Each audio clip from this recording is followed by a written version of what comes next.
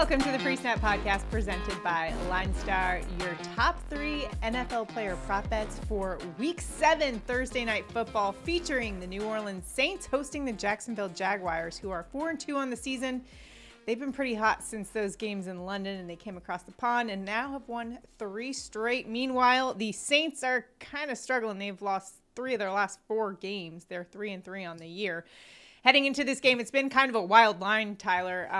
We had, I think it started at -1 in favor of the Saints. Then some news came out that Trevor Lawrence, starting quarterback for the Jacksonville Jaguars, was injured. He, I guess, injured his knee, but was at practice today. So then it moved back to -1 for the Saints.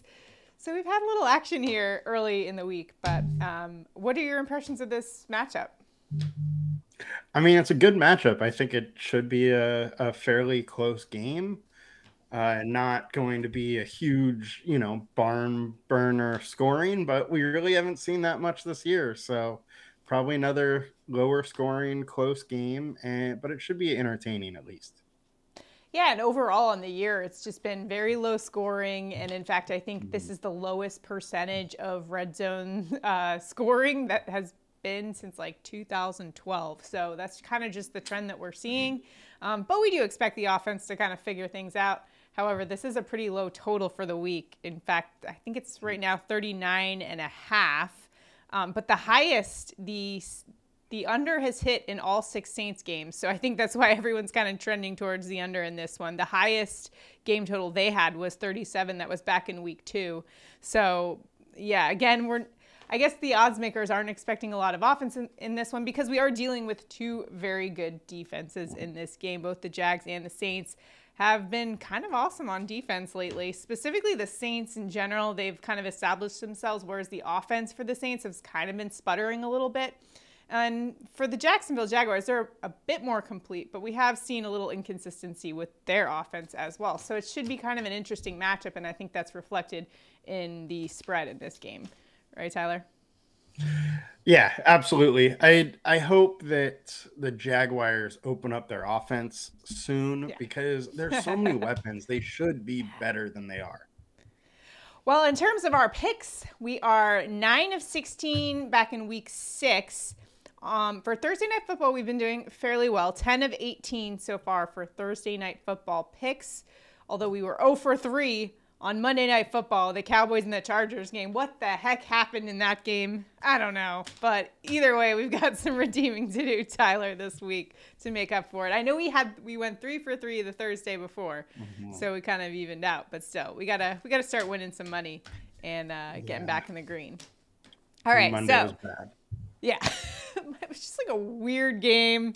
I feel like I was so frustrated week 6 with all of the trends, because I felt like every statistical trend, like all the research that we did, it just went in the complete opposite direction. Like everything was just, I mean, you know what I think it was, Tyler? It was Friday the 13th was last week. It was just a weird week. It's spooky season. Just week 6 is haunted. We're moving on to week 7. And we're going to cash this week. Mike McCarthy needs to give up play calling. I feel like every time they ran Pollard, they just ran straight into 3-4 Charger players, and he got 2 yards. Oh, it was just awful. Somehow they still got the win, though, which was, I guess, a little. I had thought that kind of would happen. As much as I wanted the Chargers to win, I just knew the Chargers were going to do Charger things at the end of games like they usually do. And sure enough, that's what they did. Nonetheless, this Thursday night showdown, we're going to give you 3 prop bets. The first one's going to come from LineStar's PropsAI tool. Well, we're using them for all of our picks, but that PropsAI tool you can find LineStarApp.com. And you can find these picks. They are available on Underdog Fantasy, PrizePicks, the Sleeper app, or CHALKBOARD app. If you don't have those apps, download it. Use the promo code LineStar when you do, and you'll get up to $100 of your first deposit match. And they're also available in the sportsbooks, but those apps are a great way to play if you are in a state like I am, where sports betting is not yet legalized. You can check out those apps. Links to that are below. All right, so let's get into this week's player props. Then we'll get into some touchdown calls, and then Tyler and I will go over the game a little bit and tell you maybe where there might be a little betting value or maybe no value at all. we'll tell you where we're headed in terms of those sides. All right, first bet is going to be Saints wide receiver Chris Olave over 61.5 receiving yards. Olave averaging 69 receiving yards per game this year and has gone over that total 4 of 6 games this season. Now, going up against a good Jacksonville Jaguars secondary, but they have allowed opposing wide receiver ones an average of 76.5 receiving yards per game versus Jacksonville. So they have allowed those opposing wideouts to get to them, Tyler, in this one. What do you expect for Olave here? Yeah, and more importantly, the good wide receiver ones have got there. Pittman, 109 yards last week. In week 1, 97 yards. Stephon Diggs, 121 yards. The guys that haven't got there are the Marquez Valdez-Scantlings, or not that Drake London is bad, but their team just doesn't throw much, and he didn't get there. And then it was an off week for Nico Collins. But all in all, the better receivers that are, catching a lot of passes, getting targeted a lot, they are making it. And that fits Olave, and I think he's in a really good spot to go over here. Right. I mean, I don't even care if they're going up against a great defense. Chris Olave is like the king of separation. He can get open, and Derek Carr will be able to get him the ball. I know he has struggled in the past, but as we talked before the show a little bit about Derek Carr and kind of his season, he has been dealing with some injuries, but he is healthy now. So I like that. I also like the fact that the Jaguars are going to be without their starting corner. Tyson Campbell is out with a hamstring injury, so Buster Brown will be in there, probably covering Olave a little bit. So they are a little bit depleted there in that secondary that has been pretty lights out for the Jaguars. However, we love Olave here against basically anyone right here. I think that line is just too low for a player of his caliber, right, Tyler? I mean, I agree, and Olave I think part of the line get it done. I think part of the reason why the line's low is, he also got a little banged up. He had a couple of issues, but he seems like he's back now as well. All right, now it is time for you and I, Tyler, to pick our best bets of the week. Where are you headed? Now, we talked before the show. I know you don't like this one very much, but I got to go there. We're going Derek Carr over 23, 235.5 passing yards at minus 115. Look, he's only been over in 2 of 6 at this number. He did hit for us last week and went over his number, but the line is like 19 yards higher right now. But Jacksonville allowing 280 passing yards a game. They've allowed 4 of 6 quarterbacks to have their highest yardage games of the season. Then also Stroud had his 3rd highest at 280 yards. They're letting quarterbacks throw against them, and I think Derek Carr is going to get it once again. He is getting healthy. He got hurt in his week 3 matchup, and then, the couple matchups right after that just weren't great, but he is getting healthy, and I think he's good to go. The thing that concerns me with Derek Carr whenever we're talking about him this season, he's just been incredibly inefficient, which could be due to that injury. However, like Andy Dalton was putting up better efficiency numbers than Derek Carr. He was throwing fits on the sidelines. Apparently, there was rumors that he had to have a meeting with Olave and Michael Thomas just to try to get on the same page. It kind of seems like they're a little bit out of sync. But with those weapons, Michael Thomas, Chris Olave, and you've also got Alvin Kamara back in the mix, so he's a receiving threat as well. So in terms of the weapons that he has, I like the over. It's just Derek Carr's inconsistency over the last few weeks, which could easily be attributed to some of those injuries that you talked about, Tyler. It's just that I'm with you. I'm not 100% with you all the way with there. So you know what? I'm just going to go to the guy that has been making me a little bit of money this season for my prop bet, and that is Calvin Ridley, over 54.5 receiving yards. Ridley's averaging 60.5 receiving yards per game, and I know he's only gone over that total 2 of 6, and he's going up against, let's face it, one of the best defenses in the NFL. The Saints D is top 5, but they have allowed 4 of 6 opposing wide receiver ones to go over this line. And another thing that I saw was Calvin Ridley has absolutely torched the Saints back when he was a member of the Atlanta Falcons. He did some damage. Since 2018, Ridley's had at least 90 receiving yards in 5 of 6 games versus the Saints. Now you might say to me, well, that's because they also had a guy named Julio Jones that Marshon Lattimore had to contend with. But Calvin Ridley is a guy who can create separation and he can get open, especially against man coverage, which the Saints run at the 2nd highest rate in the NFL. So I think this defensive coverage plays to Calvin Ridley's strengths in this particular game. I know we were talking earlier in the show about maybe Christian Kirk might be the go-to option, which I still like Christian Kirk's over on receiving yards, but I do think that Calvin Ridley in this game is going to beat out his old buddy Marshon Lattimore, going up against him once again. And he's going to get open, and he's going to get those deep shots from Trevor Lawrence in this one. So we're going over Calvin Ridley, 54.5 receiving yards. What do you think about Ridley? Do you like Ridley? Do we not like each other's props this week? Ridley is in a good spot. He's a great player. I go to the Kirk side more on this one, but yeah. I mean, Ridley is amazing, and you can't, help but like that what he's done against them in the past. Right. The thing with this Jacksonville offense that we've seen week in and week out is like it's a different weapon every week that they're kind of employing. Yeah. It's Christian Kirk last week, and the week before in London it was a huge game for Calvin Ridley, and then you've also got Travis Etienne who can do some damage in the pass game as well. So they've got a ton of weapons, and I think they're only just starting to figure out how to kind of like put it all together on offense. But that defense has been good for them too. And the good thing for both these receivers, it does look like Zay Jones will be out again. He missed practice again this week. So, you have less places to spread the ball around, which just helps both Ridley and Kirk. Yeah, and there's been a very even target share between those two, so it's not like one is like clear-cut number one quite yet, but I kind of still lean towards Calvin Ridley just in terms of the sheer talent and what he's done against the Saints in the past. He seems to do a pretty good job against them, and I'm actually looking forward to that matchup against Marshon Lattimore in this one, so it should be a fun one. And either way, I still kind of like both.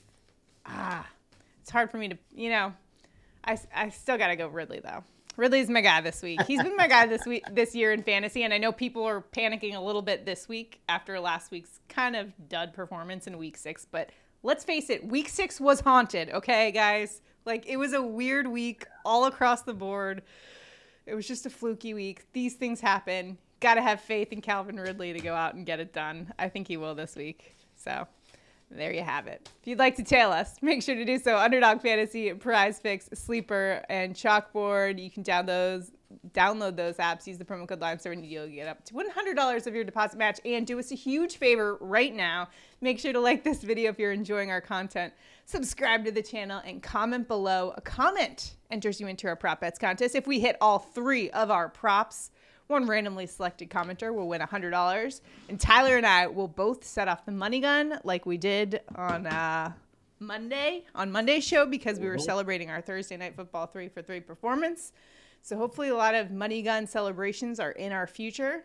I gotta, change the battery on mine because it was a little fluky, but that's a good problem to have when the battery of your money gun is running low because we're doing a lot of celebrating here on the LineStar app.